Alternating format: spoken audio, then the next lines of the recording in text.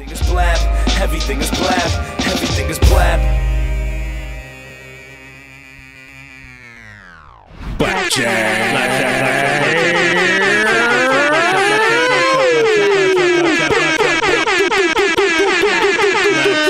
blab chat. That was my West Side Gun.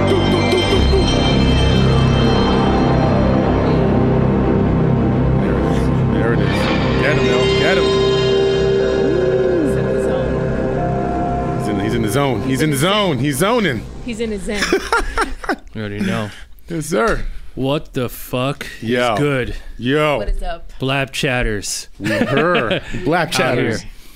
We are back in full force. We're missing Glam. Glam. Miss you, Glam. She's getting that bag. She's getting that Glam's back getting that today. back. She has an amazing gig that she's at right now in Brooklyn. So shout to Glam. She's doing her thing. She couldn't be here today, but we are here, 3 of 4.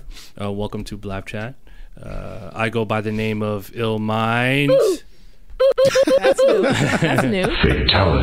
I'm using some new sound effects. My name is Ill Mind. I'm here with my amazing co-hosts. It's perfection. Perfection is here. Yes, and your boy Atlas the Plug. Atlas the Plug is What's up? here. And we are Blab Chat, man. This is a all music production podcast. I just want to first start off by saying shout to and thank you to all of our listeners, man. We've been doing this for a good amount of time. We're on our 103rd episode. 3 years. Over 3 years. Yeah, about 3 years, 103 episodes. We really, really appreciate you guys. So shout to all of our dedicated listeners, our subscribers. If you are watching this on YouTube, hit that subscribe button. If you're listening to us on SoundCloud or iTunes, and soon come Spotify, we're working on something really special with them. Thank you guys for subscribing. Hit that subscribe button, and welcome to our new listeners too. You know, we have new subscribers every week, so there's a good chance that if you're listening to this right now, you are a music producer or a rapper or a singer or an engineer, or maybe just curious about music and music business. So that's what we're here to do. And once again, too, I really want to make a clear point of this. You know, our episodes are for the most part pretty evergreen. So you can go back and listen to our old episodes from 1 year, 2, 3 years ago. We have some amazing stuff, really man. Good stuff. Really We've good. interviewed some really good people. What's your favorite interview? Oh yeah. I want to know, Atlas. We'll start with you, Atlas. What's your favorite episode so far? Oh man, honestly, You don't have to get too deep no. into I'm it. going to be honest. My favorite episodes, believe it or not, is when we have no guests and it's just us. Wow. Okay. Yeah, I could sort of feel you on that. I feel like we just get really deep, and like there's no like, so where you from? How long you been doing? Right. You know, like the typical, like a lot of the stories. Even though we kind of get new material out of them, there's only so much you can really do in an interview. But when it's just like 3 close friends talking, then we can really get in our bag. hone in and get in the bag. Yeah. Baby. What about you, Perfection? What's your favorite one?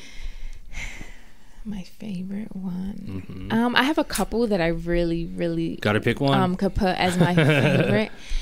I'm not gonna lie. I'm gonna say the T-1. I wish you guys I'm were so there. pissed I wasn't I there. wish you guys were there, but I was I'm sick gonna as say fucking T-. dog. Yeah, I Just wish. because the conversation, like it just flowed good, Yeah. and like I think he was really comfortable. Yeah. And we spoke about a lot of things. Yeah. You know, and it didn't feel like like you said. So where you from? How do you? You Right. know, It was a it was just conversation. like genuine, and a lot of people like the conversation too, because it did get personal, like talking about mental health and him like being honest about the fact that he's not on that team no sleep 10 beats per day, like cliche shit that I think he hear. confirmed a lot of things that people believe in. Yeah. You know, that maybe we haven't dissected on the podcast. Yeah, and it is inspiring, especially for like up and coming producers, you know, that are questioning themselves and their craft and things like that. So I would say that one. I wish you guys were there. Yeah, I wish Atlas and Glenn were there. Yeah, that was a good one. But I do like Ryan Leslie. I was Ryan that was my pick, too. you know what I was gonna say? If I had to pick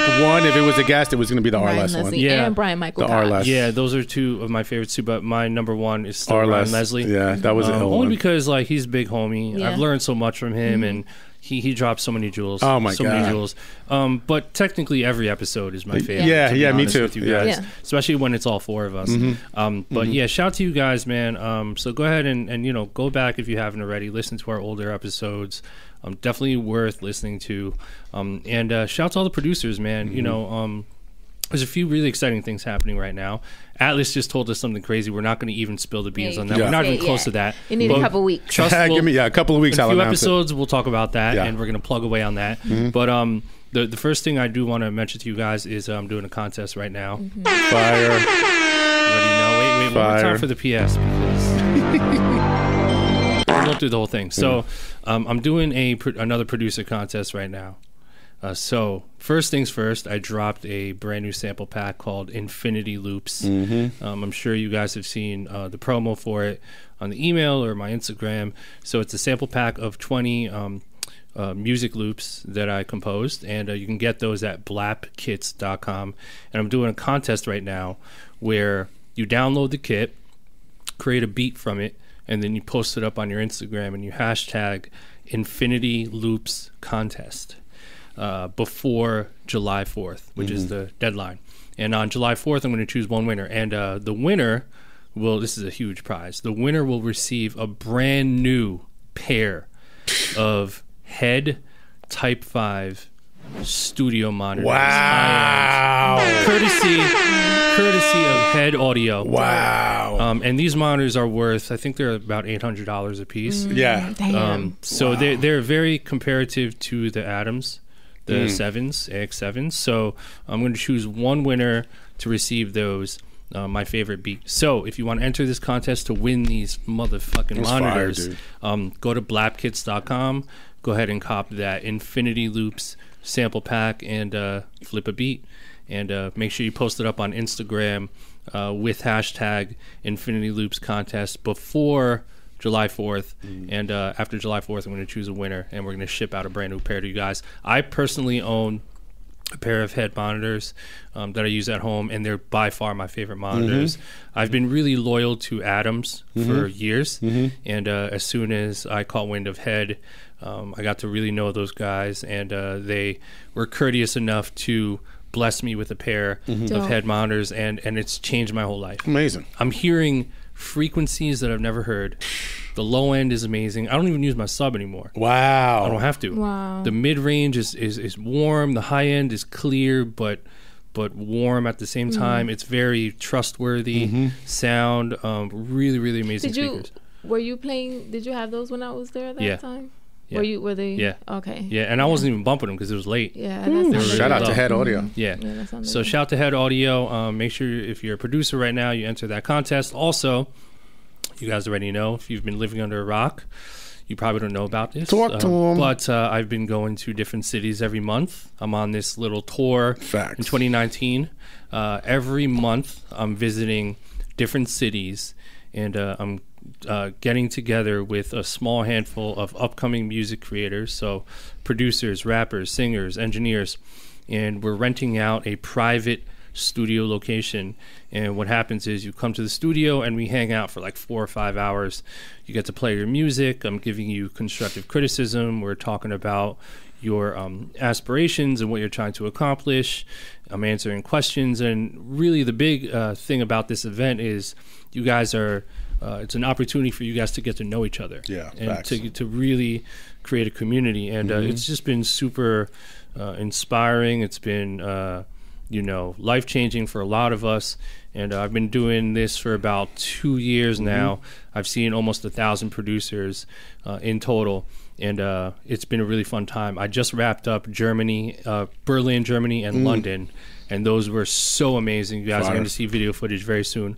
So if you're a music producer or a rapper or a singer or an engineer and you're interested in coming to my Pass the Aux private studio sessions I'm doing every month, all you have to do is go to illmindproducer.com. The link is also in my bio on my Instagram. And you're going to choose your city, and you're going to solidify your ticket, and you're going to receive all the information on where to meet, and we're going to do it like that. So shout out to all you guys who have been to my events. They've been super life-changing. This month in June, I will be in Vancouver, Seattle, Portland, and San Francisco. That's in a couple weeks. That's the end of June. And then July, I'll be in Charlotte, Richmond, and Norfolk. August, I'll be in Indianapolis and Detroit. Those are going to be great. September, I'll be in Philadelphia, Washington, and then I'm doing 2 in New York City. In October, I'll be in Denver, Las Vegas, and 2 in Los Angeles. And then in December, I'm doing Toronto twice, and then Montreal for the first time. I love Canada. Quick question: when you were overseas, which city had your best food? I know that's a hard one. Yeah, Berlin was amazing. Because I know you're a foodie, so. Berlin was amazing. London was amazing. But my favorite food was actually Barcelona. What was it? What'd you have? Paella. Seafood. It was unbelievable. Fire. Unbelievable. So shout out to all the producers. If you're interested in coming, go to illmindproducer.com. Can't wait to meet you. What do you guys have going on? Anything you want to plug? Talk to the people about? I'm going to be on a panel that iStandard is doing for women. Fire. June 29th. Right. Oh, women That's in the amazing. music biz. Yeah, that was fire. That's awesome. June 29th, and where is it located? I'm going to give you guys the information. Yes, they just sent me just everything. with the info, and this is an iStandard thing? Yep. I'm going to post it on my IG. Okay. So what's the gist of it? Who's invited? What are you guys doing? They partnered with the Scratch Academy, and I believe it's actually going to be there from 12 to 6 on the 29th, this Saturday at the Scratch DJ Academy. Amazing. So they're pretty much honoring Faith Newman. So she was an A&R. She's an exec, but she was an A&R, and she's the one that actually signed Nas to Columbia Records and worked on his first album. Amazing. So it's going to be... honoring her, and then they're gonna have a panel with a couple of us. So I'm super excited. Tell them what the name of the event is called. It's Women Who Run the Music Industry. If you check iStandard's post, I believe they posted it yesterday, and it's powered by ASCAP. Okay. So I'm super excited. That's dope. Yeah. So if you're interested in coming to that, please come. I'm gonna definitely pull up. Yeah, I'm gonna post the info. iStandard just posted it. They sent me everything. Hatch, Hatch is great. Right. He's fam, so he was just like, you should do this. So I'm excited, just to talk to other women and to kind of hear their stories and get that inspiration as being a woman in the hip hop industry, and a producer, so. Man, I say it all the time. Women run the world. Oh, yeah. Facts. 100%. We ain't shit. 100%. Yeah, you guys ain't shit. Yeah. We ain't shit. But it's just changing the industry's changing now. You see a lot of more women in power, more women being creative and, out here working. So it's good that they're shining light on it. And I'm excited to, talk to other women and talk to the people that are going to be in the building. So, and, just working on music. I just started working with this artist named Yahusha Kalev, which I played you. He's amazing. He's fire. I got to send you his music. Yeah, Josh send it heard over. it. Fucking amazing. He's just fire. Great. So got some co-production. Nice. I know you guys are going to pick up some more. Yeah, I'm excited. That's awesome. Yeah, he's crazy, man. Yeah. He's like this young kid from Detroit that like moved to LA to make it happen. And he's been grinding, and his last tape in 2016 was great. It was so different, and when he told me to be on board with this one, I was just like, bro, like there's no question. So just aside from the co-production, it's just helping him, like, we FaceTime and we on the phone, and he's like, help me with these production agreements, like nice, and just like helping him with such a good time, such a good time to, and so smart at your perfection that we talk about all the time, but like getting them at this moment in their life. He's young, he's hungry, he's looking for a team of like positive go-getters, and to get you is great. Yeah, and he works with Mike Rooney, who's Corey Rooney's son. If you know Corey Rooney, he's like worked with J-Lo and Mariah Carey and all these other people. So, Mike, I've known Mike for a couple years, and Mike's cool with like Trey Songz, and Mike's the one that kind of got J. Cole in his situation in the beginning with Mark Pitts and stuff like that. So, he's in good hands with them, and I've been fucking with them for years, and he's just like, first he's like, the co-production, and then he's like, can you guys master this for me? He's like, I don't got the money right now. I'm like, bro, come on, And then just snowballs from there in terms of like, and I just like genuinely believe like his music is amazing. You heard it. It's fire. Really good. It's really good. So it's a no-brainer. So just working on that. That's just trying to push out these beats. It's just been a lot going on for me, a lot of transitions going on. So I'm trying to just like keep my head straight to kind of like keep working. And that's why I like the T-, because even him saying that he needed to like take a break to get himself right spiritually and get his family together and everything. Like, I get that, because I feel like a lot of times, we see in this culture, and I've felt that it's like, no, you gotta always work 24/7. You gotta be doing something. You gotta have the right mindset. Team no sleep. And it's fucking hard. I made a post about that recently. Yep. We'll talk about that today. Atlas, do you have anything you want to plug? Yeah. Oh, man, dude. So I did the open mic, the Plug Up open mic 2 weeks ago, which was fire. Awesome. Oh my God, the talent, ill, and perfection. Is there video footage? Yeah, I'm getting a recap made right now with it. Jay Jules was there. He actually rocked out with Jay Jules. Yo, what's the name of your group again? The Original Weird Niggas. Original Weird Niggas. That's Love his, it. What's the IG? OGWN Do me Music. a favor, Josh. Yeah. Plug that in the video on the bottom. Yeah, definitely plug that in. But he performed. We had an amazing talent. I mean, like singers, rappers, producers. There was this one artist in particular. We had a special guest was Amadeus. Shout out to Amadeus. And there was this one moment. I actually took a picture, and Josh, you know the moment I'm talking about, where this girl had sang. And I got to give her Instagram. You guys got to tag her, let her know you heard about it from Atlas from Blap Chat. But her Instagram is Shafana Morgan. It's SHAFFONA, Shafana Morgan, MORGAN. And she went on stage and she sang. And it was amazing, right? Wow. And then like when she was done, Amadeus comes up and he's like, almost like, no, you come back. Like, we need more of that. Wow. And he stood there and she just like no hesitation, like a fucking pro. She grabbed that mic and a cappella and she just did some. I mean, I got goosebumps, dude. Like I literally, Josh, how amazing was it?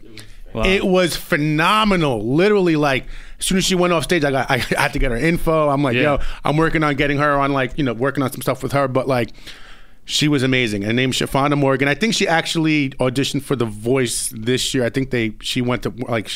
So far, she's on it. I don't know if she made it or whatever. Amazing. But anyway, Shafana Morgan, check her out. But that was Plug Up open mic. It was amazing. The turnout was great. The talent was great. I'm doing another one next month. So if you're interested in that, New York City, follow me, Atlas the Plug, ATLAS the Plug, and it's in my bio, the link. Amazing. Also, I'm doing this month, I'm doing a roller disco party. I see that. Yeah. I'm doing a roller disco party. I got 300 skates on deck. Wow. We're going to be roller skating, drinking, but drinking, it's going to be in a section because you can't roller skate and drink, for safety hazards. Yeah. But it's going to be a roller disco. It's going to be super fun. The vibe's going to be sexy, dancing, like just good times. So what made you want to do roller disco? That's interesting. I just wanted to do something different and something new. Like I remember when I came up, when you would actually go to the roller spot and you used to like go in a circle, and then they had like where the couples would come and like the slow music would come on, and you'd like see the shorty you had a little crush on, and you're like, yo, let's go. Atlas, you know what's really cool about the roller skating thing and just all the stuff you're doing? Yeah. So obviously, if you guys have followed Atlas, you're basically taking your own advice, right? Like you're doing everything that you're sort of passionate about, and you're doing everything you're saying. You're encouraging people to, be a leader within yourself, and like start with events and do creative stuff and get people together and. The whole studio stuff. Like you've managed studios, all, for most of your adult life. Correct. So, I just think it's great, man. Thank you, really bro. Cool to watch. I appreciate that. It's so I dope. definitely want to go to this roller. Come so I'm through, at 8.5. Save my skates. Say no more. I got you. I get you a +2 or 3, whatever you need. If I sneak a little flask, a little flask, can you just keep it quiet? Of course, is that bro. okay? Come on, I might for run you, into L? a few people. For you, L, no problem. That's fun. We should all go to that. Yeah, that's good. fun. Oh, if you guys came. Oh, it's a Thursday night. It's right after Blap Chat. Oh, there you go. No excuse. So there's no excuse. I've been wanting to like go roller skating. Yo, you know what would be fire? What? It's like disco kind of themed, right? What if we came like did Blap Chat a little disco like disco a little, then we went over to the that might be pretty yo, tight. that'd be kind of ill, son. Like just for one episode, yo, for shits and giggles. Yo, that would be funny as shit. Imagine Ill with the fro wig. Bell bottoms. Oh, yo, that shit would be kind of tight though. That'd be tight. But yeah, so that's the 20th. That's the 20th of this month. 20th of this month. The roller disco. Yeah, roller disco in 2 weeks. Roller disco party. If you're interested in that, again. again, go to Atlas the Plug on Twitter and Instagram. Amazing. Speaking of Atlas the Plug and speaking of Twitter. Yes. You mentioned this tweet that you... Oh, my tweet today. Should I read it? Read it. Let's talk about that for a second, because I think that's super important, and it's also something that we've all been through. Yes. Yeah. We've all, made a mistake on. And so I think it's worth talking about. Yeah, so on Twitter, I posted today, again, Atlas the Plug on Twitter. I wrote, grabbing the bag too early deflates any leverage you previously had. There's no need to grab a small bag early to then give away any percentage and equity when you're better off waiting. Build up your brand and leverage so you can grab the big bag when the time is right and you own a higher percentage. But yeah, and the reason why I have posted that, because I have seen... It's really sad. It's really sad. I'm seeing these kids getting taken advantage of by just older people that just know the business better. These kids are very naive, and, they just hear a publishing deal and they just want it. Yeah. Regardless of what the numbers are. They think a 5K advance and a 50-50 split is like a good deal, which is very sad. Right. It's like, first of all, why are you giving away half of anything? Mm-hmm. For like, you don't even have a catalog yet. Right. You know what I'm saying? So it's like, I think the smart thing is build up your catalog, build up your leverage, build that up, and then you get the bigger bag later, but I think what it is these kids just don't know no better. They never made any money really from music, and they hear 5,000, 10,000, they think it's a lot of money. But if you think about it, after taxes, after paying your lawyer, after paying you're walking home with like a few G's. It's so interesting because I was in Williamsburg earlier today. Yeah. And I was having a random conversation with the bartender over at what restaurant is that? The shit that Nas owns. Why am I drawing a blank? Sweet Chicks, yeah. Our favorite spot. Yeah, love Sweet Chick. Shout out Nas. To Sweet Chick. Mm-hmm. And so I was there having lunch, and I was talking to a bartender, and we're talking about real estate. And how in Brooklyn, well, all over the world, but in Brooklyn specifically, you have these real estate guys coming in and they're buying brownstones in cash. So they're coming up to these people and they're like, we'll give you, $800,000 cash for your home. And, it's hard to say no to that. Right. But then they're taking those buildings and flipping them and charging, $4,000, $5,000, $6,000 in rent. Mm-hmm. And they're basically making... 3, 4, 5, 6, 10 times the amount of money they invested. Mm-hmm. And the people who own those buildings easily could have just held on to them and grew their equity in the beginning because they have ownership. Yeah. And so I think that's very similar to what you said. Absolutely. And also we talk about that a lot in the podcast where ownership is a big thing. And also don't get that early bag too early, that small bag too early, because the challenge is that it's hard to say no sometimes. Mm-hmm. But especially when you have nothing, and even for some people, it's hard to say no to $5,000 or $10,000, which is super understandable. Right. We've all signed something bad in the past, or at least in the beginning. Yeah, and I know I have. Mm-hmm. And if you haven't already, hopefully you don't. Mm-hmm. But a lot of us have, and so I think that's a great point to bring up. You want to think long term. That short bag is just, it doesn't last. Mm-hmm. Especially if you're giving up your equity. Yeah, and then that small bag has to last you XYZ amount of years. Yes. So what do you think is a realistic bag for someone like that's up and coming? I personally think that ownership is the bag. Exactly. It's really just a matter of how patient are you, how long you're willing to wait, and how much you're willing to work to grow that equity over time. Mm-hmm. And it's just a matter of preference. Do you value longevity, or do you value, let me just get a bunch of money now, and then maybe I could just flip it in some other way, which is also understandable. But to me, my whole premise is, if I know I'm going to make a certain amount of money in the next 3 to 5 years, then whatever bag you give me should be more than that. Right. If I know I'm going to make $1 million in 5 years, that bag better be $1 million or more. Right. Mm-hmm. You know what I mean? I think to perfection, to answer your question, like what number is the right number, I think it really depends on, actually my straightforward answer is a life-changing number. Yeah, life-changing. It's got to be a life-changing number. Just like Il said, if I know over the next 3 years, I'm going to make $1 million, then I want... In fact, I want double. That's what I'm saying. Then I'm going to want probably 2 or 3. Mm-hmm. You know what I'm saying? Because now I'm giving all that to you, as opposed to right now I own it all myself. And so there's deals that meet in the middle too. Yeah, yeah. You can get a bag and not have to go all in. Right. You can still maintain ownership, which is also exactly. Yeah. So I think a life-changing number, and of course the equity is important. So. It's tricky. Exactly. It's tricky. Again, when you don't have anything and you're still at home in your mom's basement, and someone brings you a stack like this and gives it to you, and you take it, I can't say it. I get it. You know what I mean? But it's like, because right now you're looking at the bag, but it's difficult, man. So I think, again, just have an entertainment lawyer, someone you trust, and they'll tell you, dude, this is not worth it right now. Yeah, I know somebody. So my boyfriend has always said that, he's like, you got to be willing to walk away from a deal. Right. Mm-hmm. Mm-hmm. To show your value. Mm-hmm. You got to be willing to walk away from that.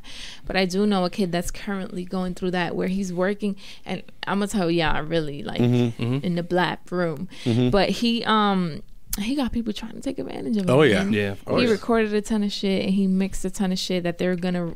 Majority of it was him recording the whole thing and they want to producing. Own it. Yeah, and they basically sent him a contract like, this is on a gratis basis. You don't own anything. You're not getting paid. And then he had someone overlook it, and they was like, this is terrible. Yeah. And now they're going through the back and forth. You got to have a lawyer. You got to have a good lawyer to look it over. Mm-hmm. That's bottom line. Mm-hmm. There's another tweet. This is a tweet that I made, and I definitely want you guys' thoughts on it. Sure. Josh, cue it up. Okay, so the tweet is, everybody out here says to work hard. People work hard every day. Are they happy? Do they feel abundant? A lot don't. I say... Fuck working hard. Work to maximize joy. It won't feel like you're working hard when you're in a state of joy, and the results are greater. I agree. Mm-hmm.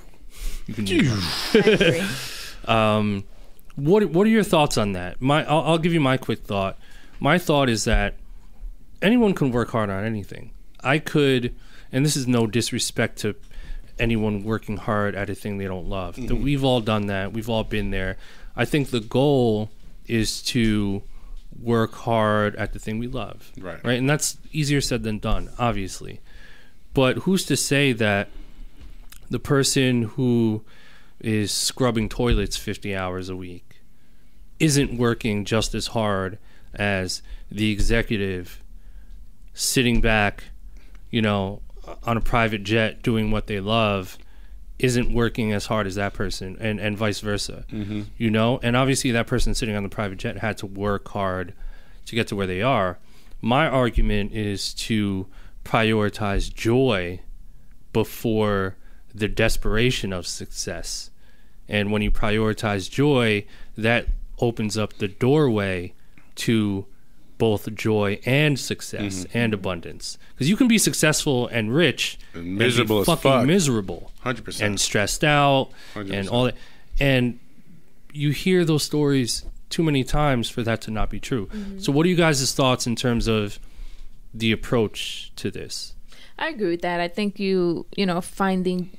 It's good to work hard and have joy in what you're doing, because I do think when you have joy, you make better decisions, smarter decisions, and you work differently. Because working hard doesn't necessarily mean working smart right. or working ahead. You can work hard at something, but you're not really moving forward and doing it. Yeah. You know what I mean? Yeah. So I think finding joy in the things you like to do or are doing or can do right now it helps you become more successful, because you just work smarter. It's an important step. Yeah. I mean, what about you, Ad? Listen, it's funny because I've been on both sides of the spectrum, right? So, there was a point where I was working in corporate America, making well in six figures, chilling, had you were shit chilling. Ton of money, single, no kids. Miserable as a motherfucker. You still have no kids, right? Still have no kids, yeah. I'm like, that I know of, right? Used to have no miserable. I'm like, wait, do I not? Yo, no kids, yo. Baby shower? Baby shower, maybe. Yo, 5-year plan, guys. I'm on the 5-year plan. That's what I tell my mom and my family, 5-year plan. Yeah. But anyway, had all this money, depressed, miserable. I mean, I just hated my fucking job. I hated it. Right. But I had like I just didn't want to. I hated it. Right. Then I said, "Fuck it, fuck this shit," and started really focusing on music and made no money. Yeah. Literally, like no money. Maybe $100 a week, $200, $300, whatever it was.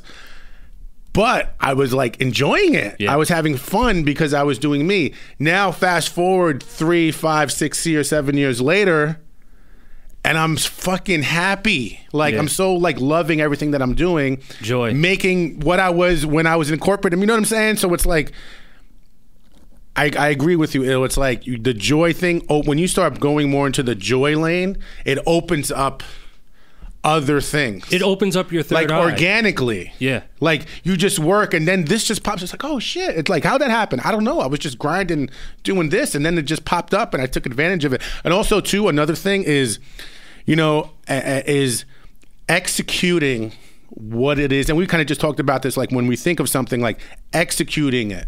Mm-hmm. So like if you're having fun and you're like, and you come up with a cool idea and you're like excited about it, that's the first step, and that feels really good. But now you have to actually go do it. Yeah. And that's kind of the tricky part. I know guys, smart guys. I mean, so smart to a fault almost, where they're always planning. Like over-plan. Like I have someone who wanted to do like, a music thing with me, and we were going to be like thing.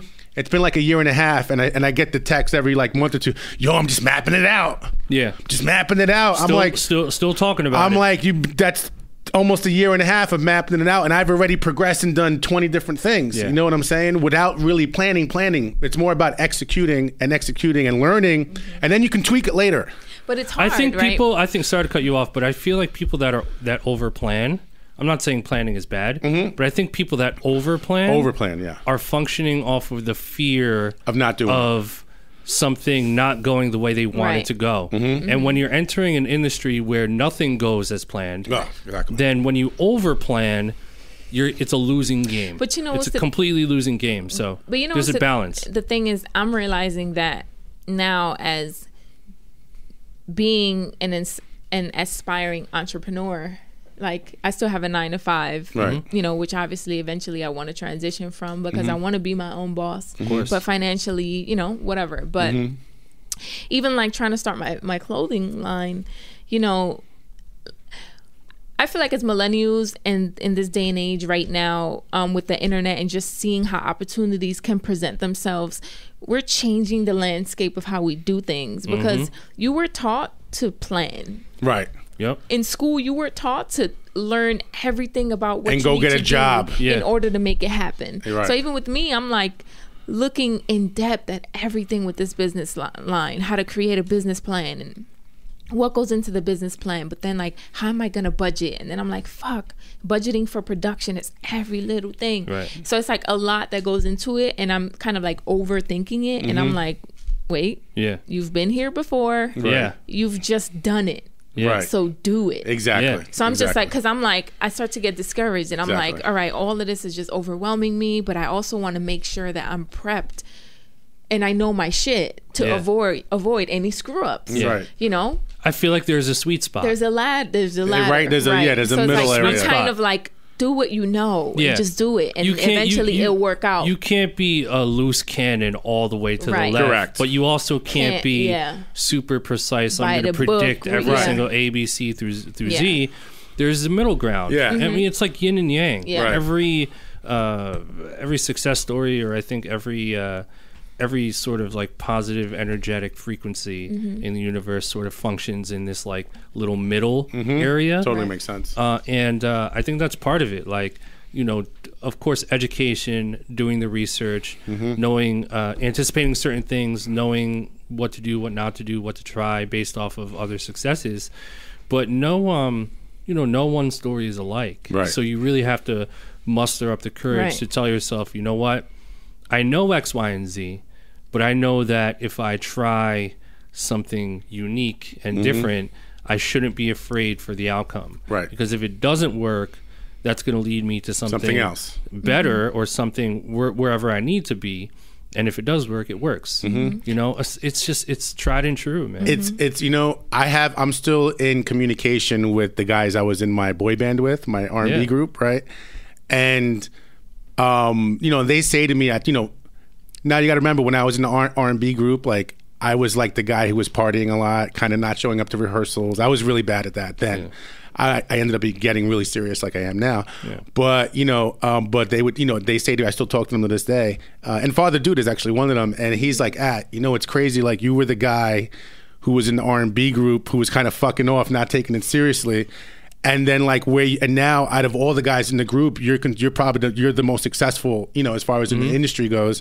And they're like, the way you got there though is like you always jumped from one thing. If it didn't work, you jumped from like you were an artist, then that didn't work, so you became managing an artist, and that was your method, and that was my method, and then managing artists, and then that didn't really work. Then you you managed the studio, and then you learned something from that, and then you started doing events, and I just kept like jumping in. But the cool thing, and this is what I tell people all the time, is I did it within the music business. Yeah, you stayed in music. I stayed in music the whole 15, 20 because years. You're passionate about it. Because I love music. Exactly. Joy. Goes back to joy. Exactly.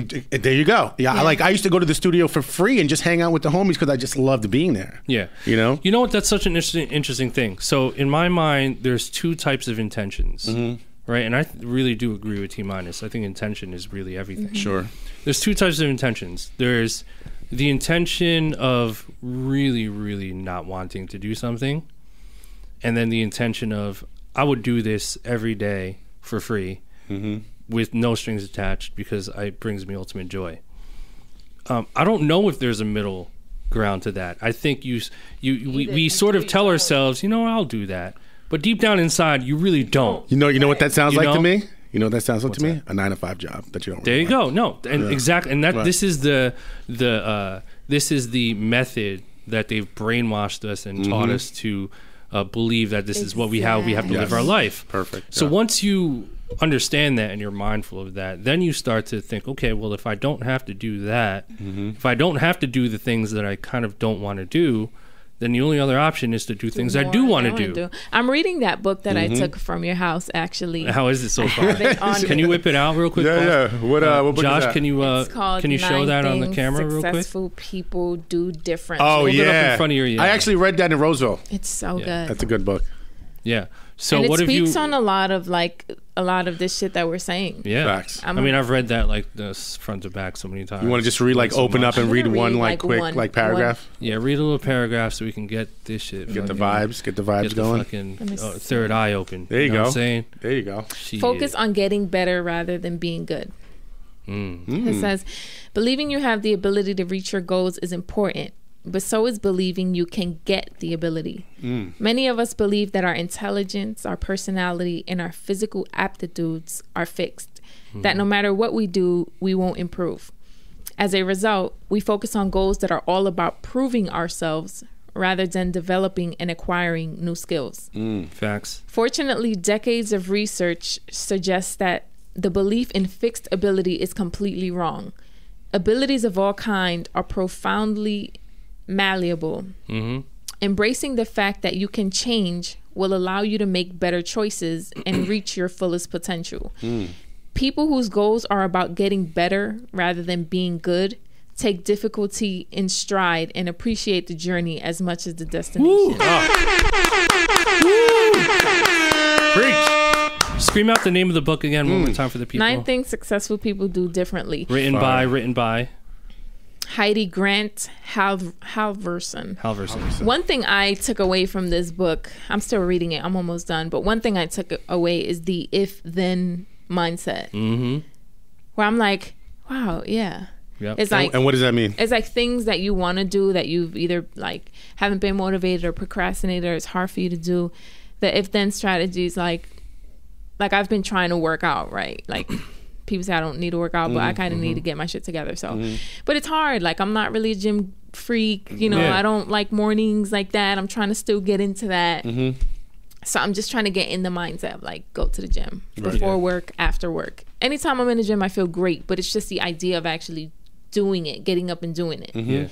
So this is an example where it's like if I wake up an hour earlier than my alarm, I'm gonna get up and go to the gym. Right. So like that keeps you kind of accountable, and every time you have a if moment, then you do something. So if you're feeling like not going to the gym, then go. No, like if let's say you have to call somebody and you're like, fuck, I've been forgetting to call Josh for the last 2 days. I've just been so busy. Just do it. So then you say to yourself, you know what? If I have an extra 15 minutes before my next meeting, then I'm going to call him. Got it. Exactly. It's really great. So and also to add on to that, got it. There's this sort of, I don't want to, it's not really a metaphor or anything, but there's this guy, and it's this concept. It's like the 2.5 pound concept. So imagine having to go to the gym and you've never worked out a day in your life, and your trainer says, we're going to start these routines with you. We're going to get you in shape. We're going to start to do some, bench presses. Mm-hmm. But you've never done a bench press in your life, and if you see the bar, how many pounds is that? 45. It's like 45 pounds. Mm-hmm. So some people struggle with the bar. Mm-hmm. So the trainer essentially says, we're going to start with the bar, and every week we're going to go up 2.5 pounds. It's not that much. Don't be embarrassed. This is you're starting from ground zero. And so every week or every other week they go up 2.5 pounds and they do their routines and they're getting stronger.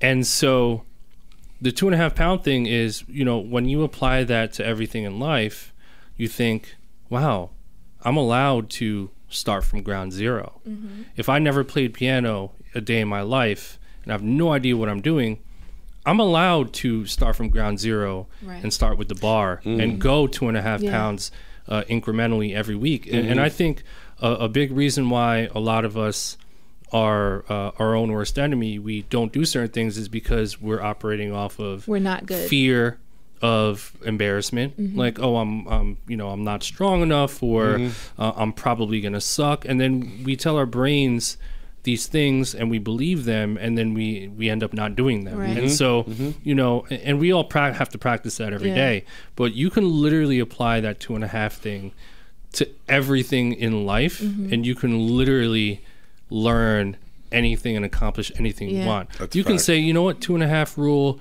for crocheting. I've never fucking crocheted a day in my life, but you know what? If I do start now, and I know I suck, but if I start now and I do it every day, in 1 year I'm gonna be fucking pretty good. Fire. It's kind of like, and there's a guy, there's a natural guy who did that. a TED Talk. I wish I knew his name. I'll try to tweet it when I remember. He did a TED Talk. It's got millions of views, and he literally applied that rule to his life like 10 years ago. And this guy hiked mountains. He learned how to crochet. He's like physically fit. He knows how to play 4 instruments. He knows like 6 languages. Wow, it's really insane. Cow. And so that's super powerful to me. That's amazing. Like that's like the get good, then not. That's get good versus like be good, because I see that with myself. I'm trying to like analyze everything that I haven't done, or things I can change in order to be more successful, or do more of the things that I need to do in order to be successful. So it's like getting better at my melodies, playing the piano more. I know I don't practice the piano or my scales as much as I can sit here and you can ask me what's like A flat minor, and it'll take me maybe 2 minutes to think about it, but I know it. But to play it is like, okay, so I use the if-then mentality. It's like, okay, if when I get home I don't have much work to do at home, then I'm gonna practice for an hour. And it's like reminding myself, because I think that's one thing too, is for certain things we're like, oh, I'm not good at that. But you're not good yet. You gotta allow yourself to get good. Yeah, exactly. And the pathway to getting good is to hack into repetition, to make something into a habit to where your subconscious already knows how to do it. It's like learning an instrument. So true. And when a person is playing the piano or playing guitar, they're doing it from their subconscious. It's the same part of the brain that's working as if I was driving a car. Like when we're driving cars, we're not thinking about it. We're doing it. When we're riding bikes, our body and our brain, our subconscious knows how to do it. And so the trick is to hack into allowing for your body and your subconscious to know how to do something effortlessly. It's crazy. And the way to hack into that is repetition. I'm sorry, guys. You want to say something? Yeah, just real quick. One thing too that I took away from the book, and it's just kind of like along the lines of this, it's you got to kind of remind yourself of something that you did before, and it could be the smallest thing, but something you did before that you didn't know how to do it, and now you're good at it, even if it has nothing to do with what you're doing right now. Like if you learned a video program, like how to edit videos, and you didn't know what you were doing, and then you figured it out, now you know how to edit videos, now you know how to use like Photoshop.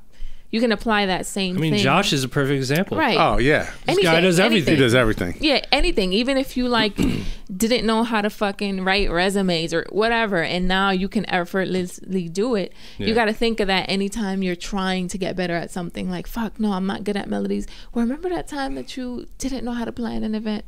And now you can fucking plan. Well, you know what? That's literally what I was just going to say. You know what I mean? What's that? I was literally going to say, when we're talking about this, I'm thinking in my head is like now for me doing an event and having a theme and having a concept and finding a venue and finding a city and getting it done is like my eyes closed, I can do it. Yeah. But I remember first getting thrown into like doing parties and stuff and like freaking the F out. Like just not like what, oh my God, like what kind of deal do I have to do with the venue? Like what do I charge? Do I have to make a website? Like all that stuff. I don't even think about it now. Yeah. It just like, I just got it. It just kind of, in my brain, it just happens. You know what I'm saying? And you're okay if something doesn't work. I'm totally fine with it. I've done a lot of stuff that didn't work. That's the key. But guess what? I learned from it. So next time I do it, I don't do that mistake. Right. I might make another mistake somewhere else. But again, then I learned from that and I fine tunes the process. In the beginning, it was like trying to kind of figure it all out. But then finally I said, okay, you know what? Let me just find the venue first. That was the first thing, like 2.5 pounds. Okay, let me do that. Okay, I found the venue. Okay, now let me have a theme. Now let me find a graphic designer. Cool. Now let me set up the RSVP link. Cool. Now let me find the host or a DJ. Cool. Let me see who's going to run the door. All right, cool. Who's going to run the security? All right, great. You know what I mean? Like, yeah. It just kind of from learning. From doing like I don't know how many events I've done, but I'm gonna guess right now it's probably in the hundreds or something. But like, that only happened because my first 20 or 30 or whatever 50, I just learned and kind of starting to be part of your subconscious. Yes, exactly. Your body and your mind is starting to. It's so crazy. It's starting to be effortless now. Yeah. So I'm trying to apply all of this to the little things that I want to get better at, like even getting better at my melodies. Yeah. And, those little things. It's like using the if-then strategy and remembering that one time I didn't know how to do this or do that. And you got to pat yourself on the back. What the book says is remember your success stories, because sometimes even me, man, like I get so hell-bent on like trying to achieve something and get better and like reach a level, and then it gets stressful, and then I remember like, yo, you fucking exactly. I planned my first own event in 2014, me and my friend at like this venue on fucking 14th by Union. Like we just did it ourselves, big venue, 200. So I remember those little things like that. I'm like, yo, remember you did that. Yeah. So you're capable of doing shit. Exactly. You know what the real brain fuck to all of this is, and no pun intended for the word brain, but we talk about subconscious mind, right? The subconscious mind is the thing that's sort of like, it's like your second brain almost. And the mind, and this is scientific proven fact, shout out to Joe Dispenza, who I've been studying lately. You guys have seen videos on this, but Atlas, I don't know if you're up on this. The mind doesn't know the difference between something happening in real life and something that you imagine. That's, first of all, the first like brain fuck of all time. So if you're in fight or flight mode and a panther is chasing you in real life, you're gonna run, right? Instinctually. But if you're in fight or flight in your mind and you're imagining a panda chasing you in your mind, your body and your subconscious doesn't know the difference between it happening for real and happening in your mind. And so that starts to trigger certain chemicals in your mind and your body, and all of the when you're in fight or flight mode, all of the blood in your body rushes to your limbs. Really? Because the body sends a signal and says, let's put all the blood in the limbs so that you can run faster or fight. Use them to fight. Oh, so that's tight. If all the blood and this is science, if all the blood is going to your limbs, then there's no blood in your circulation, there's no blood in your head, you're not thinking clearly, all the other sort of functions in your body start to shut down. And when you're in that fight or flight mode all day, every day, when you're stressed out, it's hard to think. You start to have brain fog, you start to make really bad decisions, you start to think certain things that aren't real, but your mind is, so it's this like sort of rabbit hole. It's like the sunken place almost, right? And so when you sort of like approach it in that way, that's why it goes back to what we were saying about like doing things that bring you joy. Because when you do things that bring you joy, you're no longer really in fight or flight. You're able to progress. You're able to go from regression to progression. And you can't progress when you're in fight or flight. You just can't. There's one way to go when you're in fight or flight.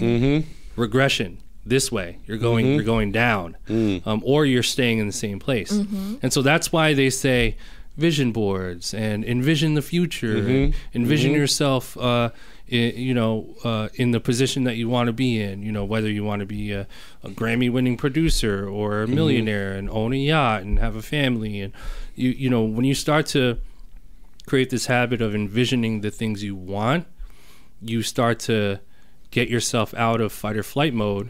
And your mind and body is more clear to make the right decisions that ultimately affect your physical world.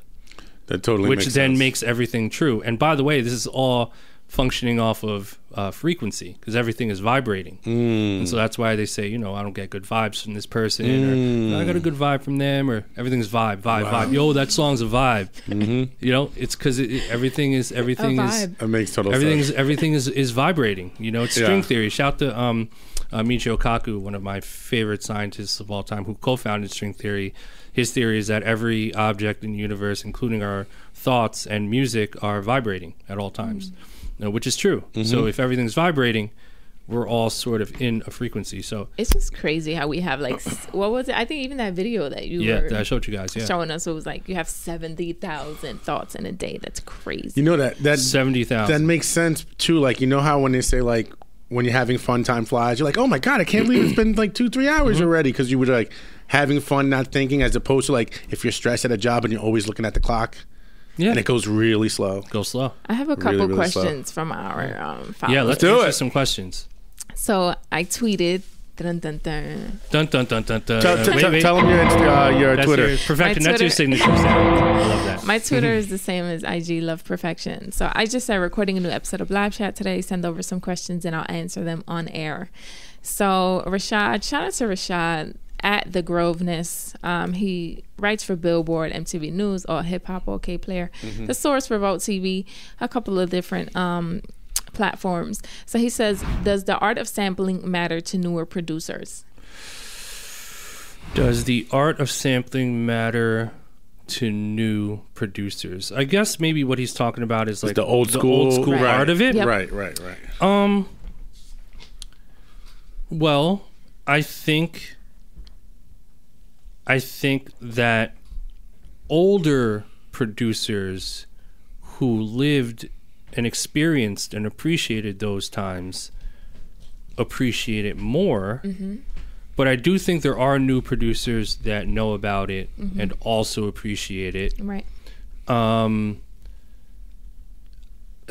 It's like saying, do people appreciate airplane pilots nowadays? Well, not really. Right. But in the 50s they did. In the 50s, if you were a fucking airplane pilot, you were a superstar. Right. I only know that from the movie. What's Airplane? Catch the movie with what's his name? I'm drawing a blank. Oh, the guy who put the airplane in the river? With Leonardo DiCaprio. What is it? Fucking when he's the pilot? I feel like I don't know. Pretends he's the pilot. Anyway. I forget the name of that one. Yeah, anyway, so that's why I know that subconsciously. Yeah. Right. But yeah, I've compared it to that. So to answer the question from my perspective, I think less producers appreciate it now, but there are still some that do probably. Yeah, I think less appreciate it, but I think people respect it. Catch Me If You Can, that's what it's called. Catch Me If You Can. Okay. Yeah, I feel like I feel like everyone respects it, right? Like you have to acknowledge the history of hip hop, the history of music, where it came from. But I do think that in this day and age, music is so easy to make music. People make music so quick. People have different methods of, making music, how they like music. People's taste in music has changed. So much in music has changed where I think like people respect it, but maybe newer producers don't really care for it as much as older producers, like you said. But I do think there are a lot of them that still sample, so it matters to them. Everyone samples. Yeah, I think honestly, like I get the old school, like, but when I read that question, I take it a completely different way, right? So the question says, say it one more time. What's the question? Just a question. Does the art of sampling matter to newer producers? And I'm going to say yeah, because the way I see it, it's a different way of sampling. Like back in the day, you had to go to the record store. Yeah. You had to dig in the crates. You had to go bring it home and put it on the record player. Right. Now they're doing it, but they're going to Blap Kits and buying a sample pack. They're going to, so they're going through the melodies. They're just doing it in a different way. You see what I'm saying? So due to technology and stuff, they're going to Frank Dukes. It does matter. They're going to Frank Dukes. They're going to TrackLib or whatever they're going to. So like, it does matter. They're just doing it in a different way. That's true. You know what I'm saying? So I would say yes. Cool. So the next one from DK Boom Bap, and he's an avid shout out DK follower. So he says, I want to know if it's necessary for producers to be on social media, as I find it hard to master the craft with all of the distractions, and I would like your POV on this. I realize that producers need to brand themselves and whatnot, but I want to know how to find a balance. Love it. If you're not on social media, you're missing millions and millions and millions of opportunities. Josh, we can cue those questions up too. I think we're doing the Joy thing. I think it's the latter again, kind of like what we're saying, because social media can be distracting. I think like we have to learn how to use it to our advantage and how to take a step back from it. Because I've realized that too, like, a lot of what we do now is on social media. We still network with people. We still go out, but you have to tweet. You have to post your content. You're networking with people online. But like there is also a lot of bullshit that comes with social media. So you got to kind of balance what you're bringing in from it and how much time you're investing. I'm going to give you guys a quick and dirty of my opinion and also what I recommend. Okay.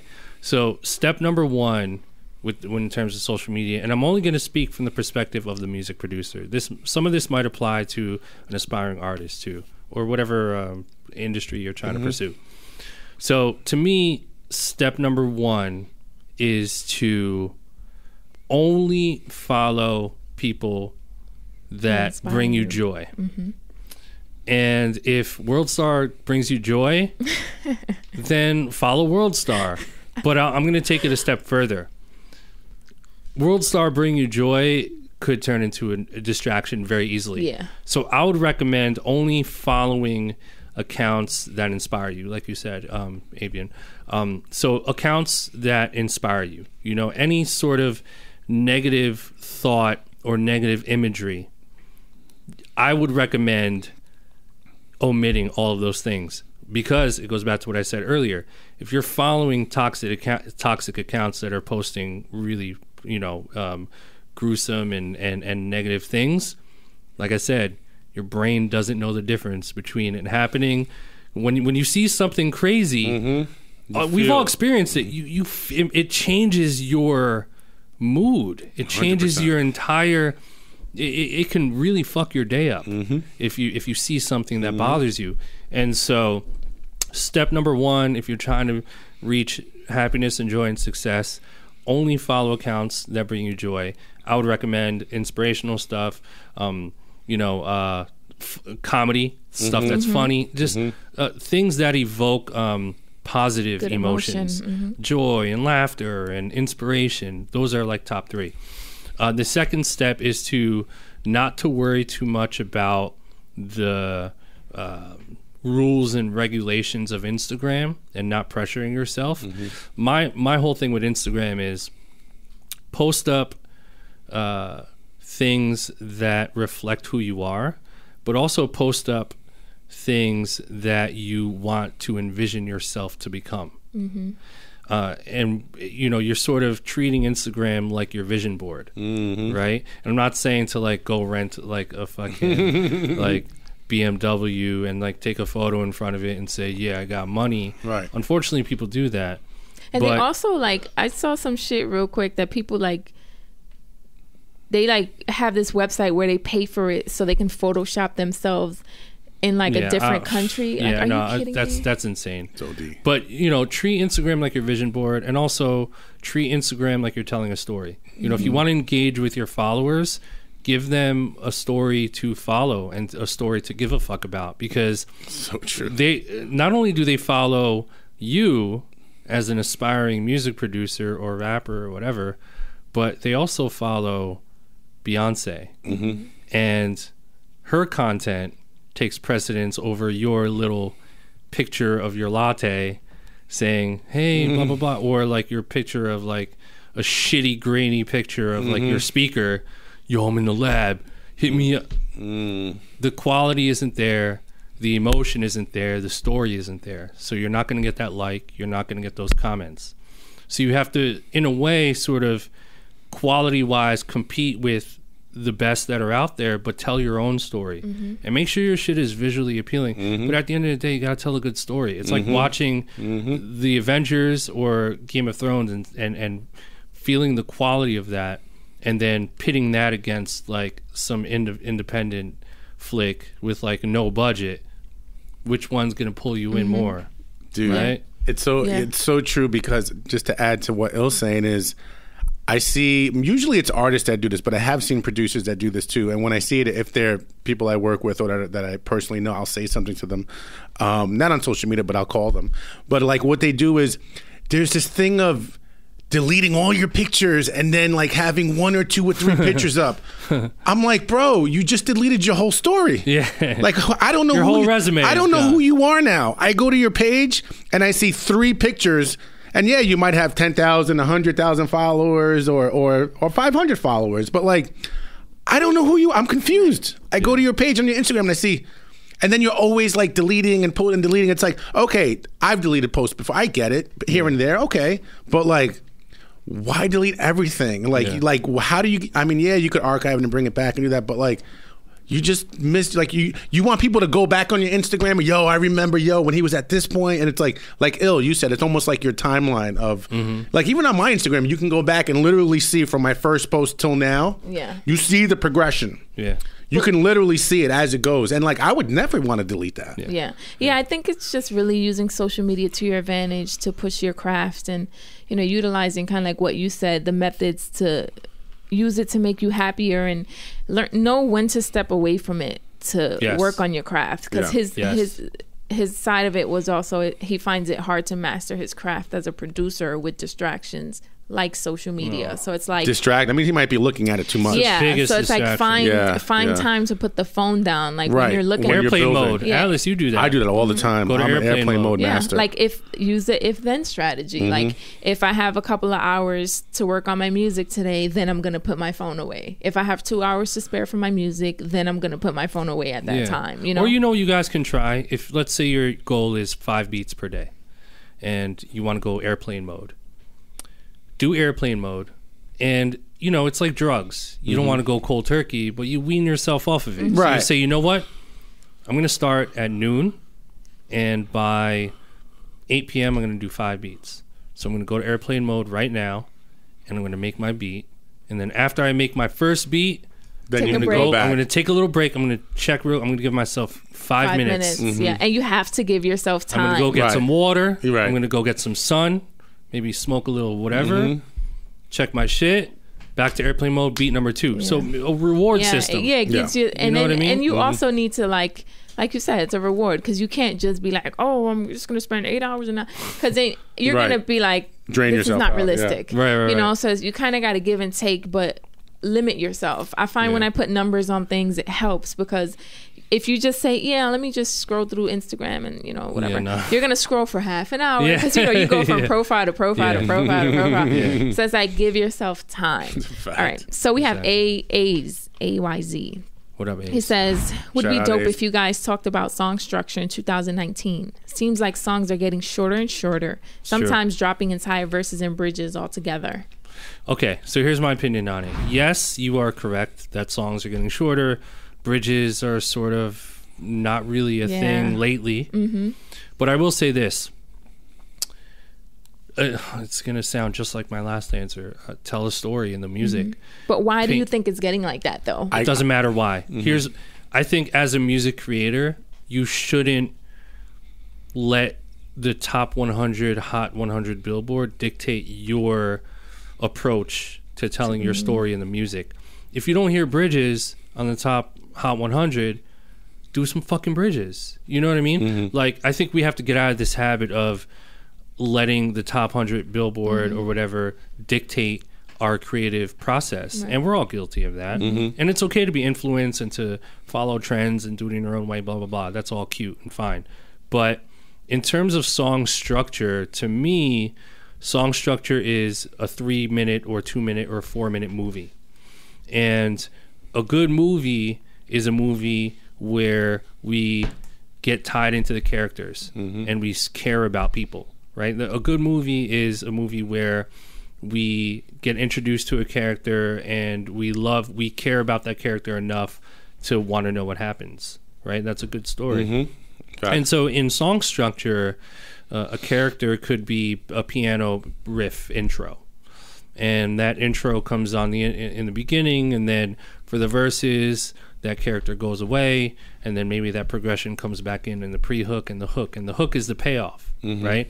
And so the hook could be an instrument or a chord progression that comes back in where there's like a payoff where, like in a movie, it would be the character falls in love with the girl or the character gets revenge, right? Some type of payoff, right? And that's what we love about, or that's what we don't love about the final season of Game of Thrones, because the payoff was pretty trash. But nonetheless, so, and a bridge is a plot twist. Right. Facts. Which should be pleasing to the ear. So, Ad, I know you know all about this because you're a songwriter. Right. Do you agree? What are your thoughts? I'm 100 1,000,000% on board. It kind of reminds me when we used to do like the Feedback Fridays where they submit, and we would like always talk about song structure and telling a story and having like an intro, a middle, a bridge, and then like kind of an ending, so like people know what they're listening to or can envision or feel like they're involved in the story. And I think that goes to the same thing. But I also think two things. I think what's happening is, again, with technology and everything advancing, is people's attention spans are getting shorter. Right. So what's happening is, you know, they're on their phone, they'll listen to it for X, Y, Z, and then they're swiping or going to the next playlist or this and that. Right. And also on top of that, I think radio has a lot to do with it also, because they're the ones playing it. Yeah, you know. So they're getting more songs, you know, getting played in a shorter amount of time to reach whatever. You know, it's interesting. I went to Summer Jam and me and my guy were talking about that with Flex. He played at least like 20 songs in a matter of like 6 minutes. Right. It's like he'll play like 30 seconds of the song next, 30 seconds of the song next. So I think, like you said, it's people's attention span. It's also playlisting now, right? Where people are skipping. I actually low-key kind of disagree with you guys. Here's my approach on it. I think you guys have it backwards, to me at least. I don't think playlisting and people's attention spans being short and radio DJs have anything to do with the reason why songs are short. I think the real reason why songs are short nowadays is because, this is going to sound fucked up, it's because people are just straight up lazy. They're either lazy or they're not people producing. Like they're not. You mean like the us, the kids these days? No. It's our fault. It's the songwriters, the producers, the artists. When you're an artist and you can make a song without a bridge and it'll take you 15 minutes to make it and be a 2.5 minute song, and you do that once and it goes platinum, you're going to do it again. You're not going to take the time to make it necessarily the best song. Not saying that like the best song needs a bridge, but I think less effort is going into the process. And I'm a producer and I work with songs. I know the process is easier. So the songs are shorter because we are not, or don't have to push it to the max. And so there's a little bit of truth going into the idea that the quality of music is suffering, although there is amazing music out there as well. but I think the overall, it's shortening. So then that goes back to the technology because if you can do it that quickly, like again, back in the day, it was analog. You got to go to tape. You're right, but a playlist. The playlisters and DJs will play a 5-minute song. They'll play the first minute. Right. But you could have a 4-minute song. But I'm not talking about playlisting. I'm talking about the process of making the music. Right, the technology. But also, are people listening to music that's 5-6 minutes long? If it's a great song, yes. Yeah. But you're not going to listen to a song like an album with 14 songs that each song is 5 minutes. You're going to be skimming through. But to me, I don't think creators are making their music based off of the fact that, you know what, people don't really listen to music. Let's do a 2-minute song. I think some are.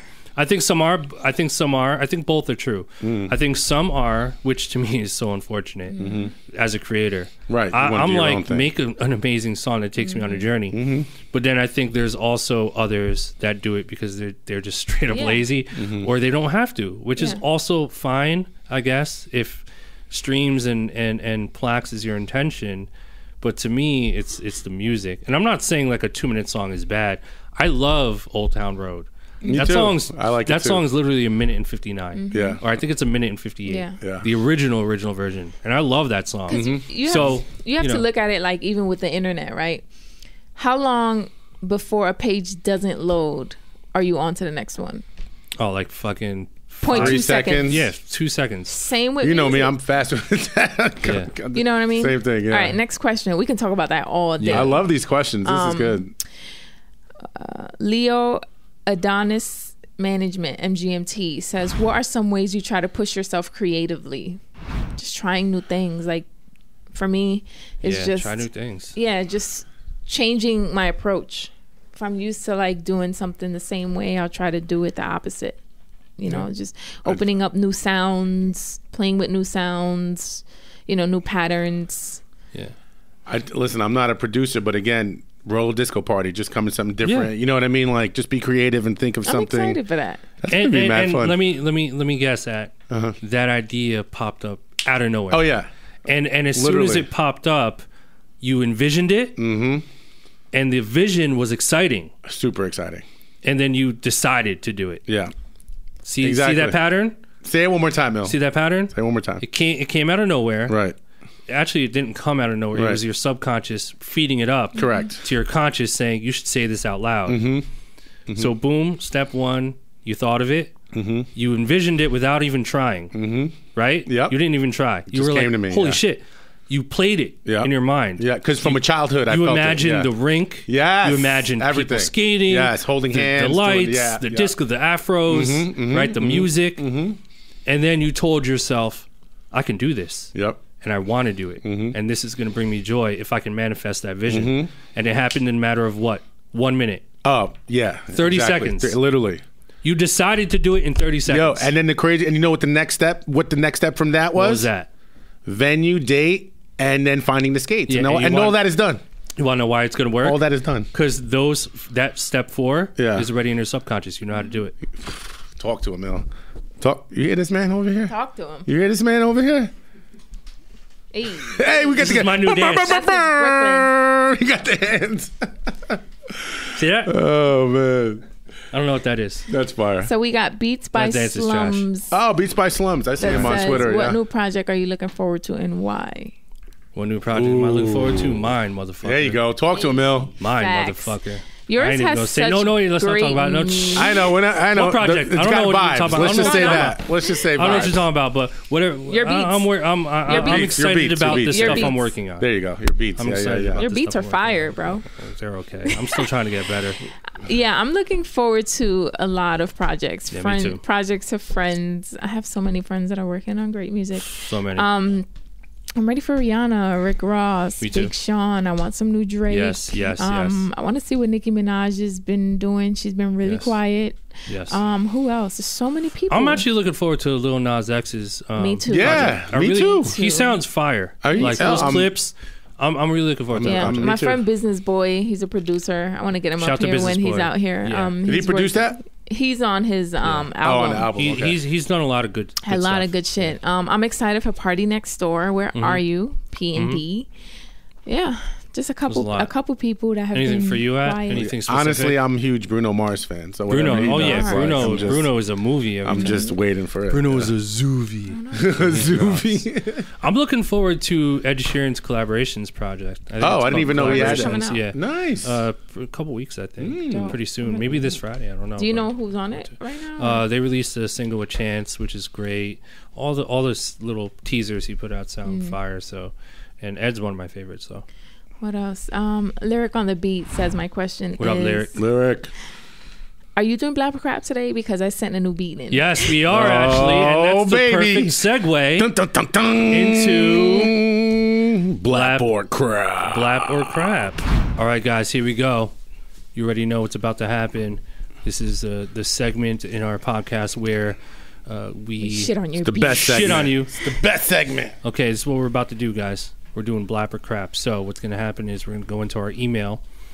We're going to choose your beat submissions at random that you guys emailed to us. And we're going to play the beat. And if we like the beat, we're going to give you a blap. If we don't, we're going to give you a crap. And we might give you a little constructive criticism on the track. So if you want to submit your beat for this segment, email your MP3 attachment to info@blapchat.com. blapchat.com. info@blapchat.com. Subject line blap or crap. That's very important. Submit one MP3. So here we go. Our first submission, the homie Lyric. Lyric. All right, let's get it. All right, so did you say, was it Lyric on the beat? Lyric on the beat. Yep. Okay, so that's actually a different lyric than our lyric. Okay, got it. Yeah, so this is Lyric on the beat. Yeah, can you double check? Because I want to make sure we got the right one. Lyric on the beat, since he Lyric on had a the beat. request. Lyric okay, on yeah. the beat. So okay. lyric. There's a different lyric. Okay. That I was talking about earlier, but this is also another cool lyric. I met him in London, I believe, or it might have been Berlin. So here's Lyric on the beat for submission. Let's go. Hey.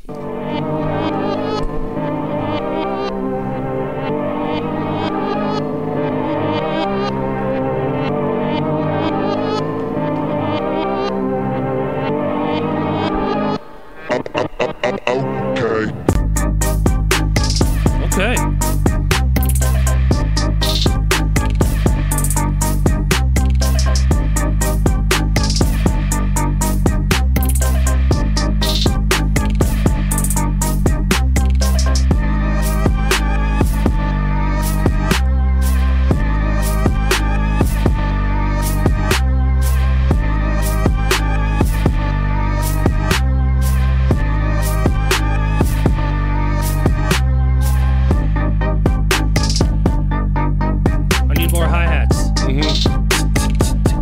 Keep it going.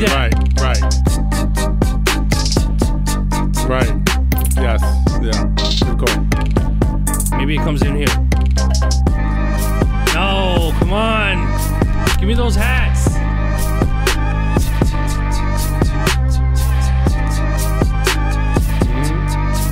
See how much of a difference that makes?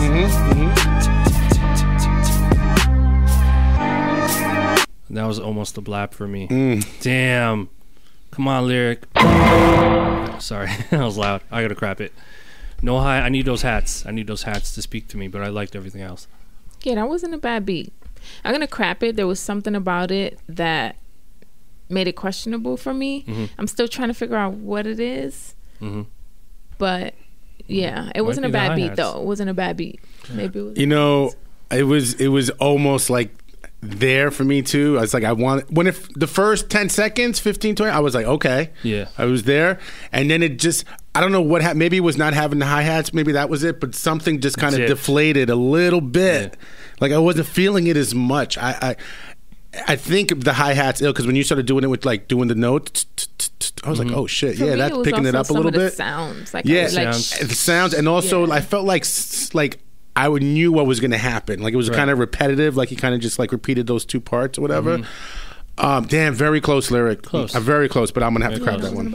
And shout out to Lyric because, again, I met him in Europe and he played some heat. So there's two Lyric on There's two lyrics. Yeah. There's Lyric Lesson or Lyric. It's not Lyric on the beat. Lyric on the beat is another lyric. We never played Lyric on the We're probably the other one. Yeah. The other alert. All right, our last submission for today. Unfortunately, we only have time for 2. Our last, second and last submission for today is by Eze. E-Z-E. Okay. Eze.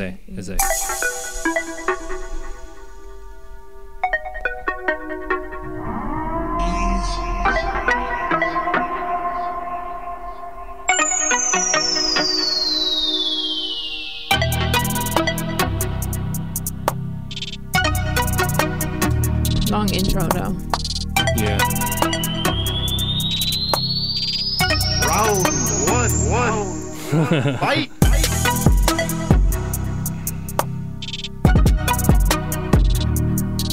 I feel like I'm scheming. Or I'm trying to figure out if I want. You're scheming. Scheming. I feel Win. that. I feel like if I'm trying to decide Like on you're- like Pop-Tarts or Cheerios with oat milk or 2% whole milk. Fight. I'm not mad at it. There's something I'm not mad at it. Selling a Even story. Those little drops. Even Selling the a story. round 2 fight. That was cool. But Selling a it's story. just- Perfect. I mean, come on. Of course you're gonna like this. Perfect. No, don't use my Avian's tag, drop. bro. Don't use my tag, bro. Don't use my Don't tag, use my bro. tag, bro. I'm gonna crap you. You just use Perfection's tag. Don't use my as tag, bro. Damn. Okay. Perfection. Start that off, man. I don't know. I wasn't mad at it until he used my tag. Nah, let me stop. The audacity. I'm just being a dick. Yeah. I wasn't mad at it. There's a lot I'm of cool gonna, things. I'm gonna crap it. But it wasn't a bad beat. He was telling a story. I don't know. I guess I needed more movement. I was expecting more movement. Like he had a certain bounce that I thought was cool and like mysterious, but there was something missing. Yeah, totally. I agree. I'll keep mine short. I'm gonna crap it, but yeah, there's something missing, but definitely had super potential. Very emotional track. It was cool. Need a little more. Yep. I'm gonna crap it. You know what was missing in my opinion was a rolling 808 because because the bass he was going like doom doom doom like matching what the chord progression was, so it kind of just like wasn't really moving around. It wasn't really dynamic, you know. But if he was doing like doing stuff like that and giving us some movement in the back end and the low end, then that would have really popped for me. So for that reason, I'm going to crap it. Agreed. Yeah. Guys, such a good episode today. Amazing. Let's give ourselves a round of applause here. Blap chat. Let's give Jay Jules a round of applause too. Jay Jules in the building. Josh, Jay Jules. Josh, how you doing, son? We never do this, but shout to Sound Lab. Yeah, Cast Cast Sound Lab. Shout out to my man Cast Sound Lab. Cast Sound Lab. Cast Sound Lab has been our home Holding for us at least down. the past 2 years, Yep. and it's just they do such a great job, man. So shout to Preach, man. Shout Thank out you to for Preach. the hospitality. Shout to Jay Jules, man, for That just, dude. being you. For wearing cool shirts. Wearing cool shirts. Growing his hair out. Look Having at him, dope man. beats. Like I said, Jay Jules does it all, and you guys Everything. should follow him. Can you put it on the video right now, like this? Ready? Jay Jules. And if let me see. And then Josh, ready? Close it out. Close it. Yeah. Follow Jay Jules. Which is We're gonna spell it JYJWLZ. out. I got it right? It's on the you screen. See? Which is just J Jules without the vowels. That's the only way I remember Yeah, it. exactly. J Jules without the vowels. Guys, we appreciate you so much. Shout to all of our creators out there. Keep the pedal to the metal. Please. Stay finding joy. Stay doing this because you love it. Never give up. All the fucking cliche shit that you've heard to a certain extent very, very much so works. And we appreciate all our subscribers. So if you're not subscribed yet, hit that subscribe button. Hit us up on social media at Blapchat, BLAPCHAT. Holler at us. Ask questions. Any comments you guys have, leave them in the comment section. Anything you guys want us to talk about, do not hesitate to hit us up. Brax. We will see you guys next week. We out of here. Peace.